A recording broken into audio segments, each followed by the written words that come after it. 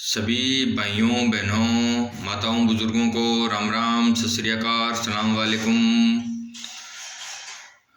आज मैं एक सच्ची घटना के बारे में बता रहा हूँ जिसका सार यही है कि कभी किसी की बुराई नहीं करनी चाहिए, क्योंकि जिसकी हम बुराई करते हैं तो उसके पाप हमारे हिस्से के अंदर, हमारे खाते में, हमारे अकाउंट में आ जाते हैं। क्या हुआ, एक बार एक राजा था और वो हजारों ब्राह्मणों को जिमाने के लिए भोजन बना रहा था, जिसमें बड़े बड़े कड़ाहों में खीर और हलवा बन रहा था। तो उस समय क्या हुआ कि एक बाज क्या है कि एक काले सांप को लेकर ऊपर से गुजर रहा था, तो उसका जहर क्या है कि उन कड़ाहों के अंदर गिर गया। कड़ाहों के अंदर गिरने से क्या है कि उन हजारों ब्राह्मणों की मौत हो गई। जब ये किस्सा यमराज के पास गया, यमराज के अकाउंटेंट है चित्रगुप्त और यमराज के समझ में नहीं आया कि इसका पाप किसको जाए। ना तो इसमें राजा का दोष है, ना इसमें भोजन बनाने वालों का दोष है, ना ब्राह्मणों का दोष है, ना ही बाज का दोष है, ना ही नाग का दोष है। तो उन्होंने इन हजारों ब्राह्मणों के पाप का जो सिस्टम है उसका खाता एक बार पेंडिंग रख दिया।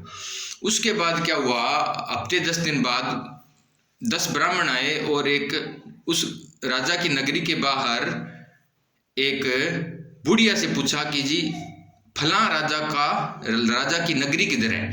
तो उस बुढ़िया ने क्या कहा कि वही राजा जिसने हजारों ब्राह्मणों को मौत के घाट उतार दिया। तो उस बुढ़िया ने क्या किया कि उस राजा की बुराई की। तो यमराज को इस प्रॉब्लम का, इस समस्या का समाधान नहीं था कि ये पाप किन के खाते में डाला जाए।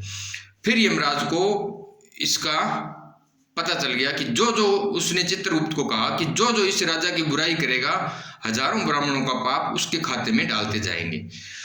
तो इस प्रकार उस बुढ़िया ने उस राजा की बुराई की कि आप उस राजा की नगरी पूछ रहे हो जिसने हजारों ब्राह्मणों को मौत के घाट उतार दिया। तो 10% उन हजारों ब्राह्मणों का पाप उस बुढ़िया के खाते में डाल दिया।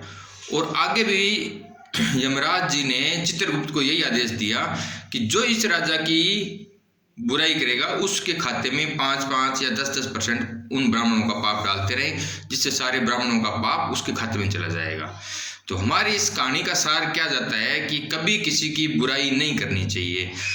जैसे हमारे आम तौर पे ये बात चलती है कि क्यों कि कोई पाप दो, क्यों कि कोई मेल दो, किसी की बुराई करते हैं तो ये बात सच्ची हमारे बड़े बुजुर्ग कहते थे, क्यों किसी की पाप दो, क्यों कि कोई मेल दो।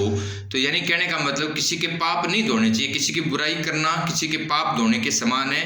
ये हमारे बुजुर्गों की, हमारे शास्त्रों की, वेद पुराणों की, ग्रंथों की बात है।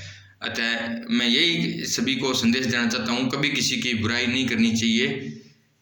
राम राम, जय श्री राम, सत श्री अकाल, सलाम वालेकुम, जीसस। जय हिंद, जय भारत।